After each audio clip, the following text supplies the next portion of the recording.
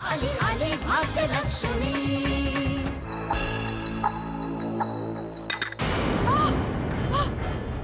अगं एवढा गरम चहा देतात नाही. काय चाललंय? काय चाललंय म्हणजे काय? या मेलीनं माझं तोंड भाजण्याचा प्रयत्न केलाय. तुला तर माहिती ना काशी किती गरम चहा प्यायची ते. सांगितलं चहा प्यायला. पितो चहा. एकदाचं काय ते समाधान होऊ दे त्यांचं.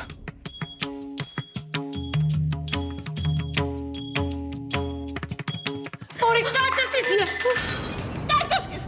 काय माणसात काय हिचं शरीर वेगळं काशीचं शरीर वेगळं. काशीच्या शरीराचं गुंडन महिला नाही लागवत. चल ह्या कपाटाच्या चाव्या संजय रावांकडे आहेत. कधीतरी त्यांच्याकडनं काढून घ्यायला पाहिजेत. पराकाचा एखादा दागिना लंपास करायला काय हरकत आहे? तुला एक छान बातमी द्यायची आहे मला. कुठली? पण आधी मला काय मिळेल? काय म्हणजे? म्हणजे गोड बातमी देण्याबद्दल काहीतरी मिळायला पाहिजे ना मला. काय? आपण उद्या महाबळेश्वरला चाललोय. खरंच? आपल्या पहिल्या लग्नाच्या वेळेस राहून गेलं होतं ना. मग आता परत लग्न झालंच आहे तर मग ही संधी सोडता कामा नये ना. तुमच्या बरोबर घालवलेला प्रत्येक क्षण हा वर्ग सुखा समान आहे. तुमचं नवीन लग्न झालंय त्यामुळे तुम्हाला फिरायला बाहेर कुठे जायचं असेल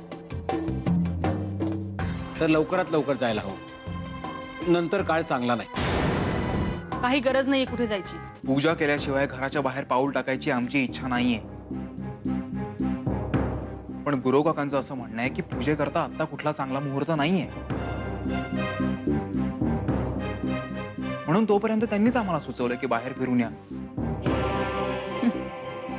गुरुवांचं कारण करून तू तुझ्या बायकोची इच्छा पूर्ण करू बघतेस ना. गुरव कोणी कुठेही जाणार नाही. तुम्ही ज्या कामासाठी आला आहात ना ते करा.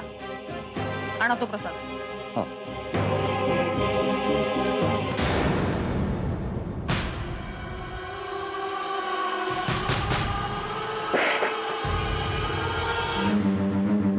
काशी काका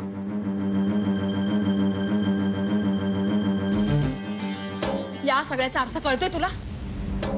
अपशकून या उदसाईनं या घराचा नाश करणारे हे नक्की. संजय संजय मी तुला सांगते ही बया तुझा संसार सुखी नाही करणार. उलट हा देवीचा आशीर्वाद आहे. बघा ना कुंकू घरभर पसरलंय म्हणजे देवीचा या घरात वास आहे. आणि काशीताईंच्या मागे देवीचा आशीर्वाद आहे. मग एक काम करा आता. तिला डोक्यावर घ्या आणि मिरवणूक काढायची गावातनं.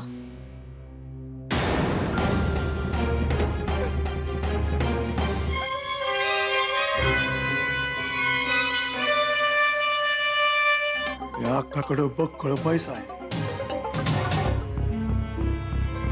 आपल्या नशिबात सुख लिहिलंच नाही का कधी?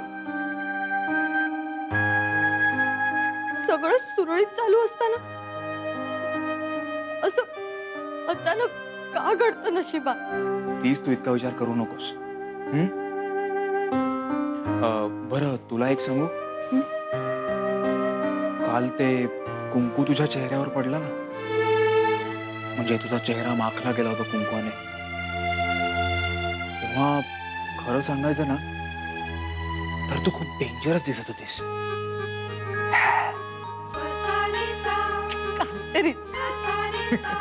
मी खरंच. दरवाजा कोणी उघडा ठेवलाय?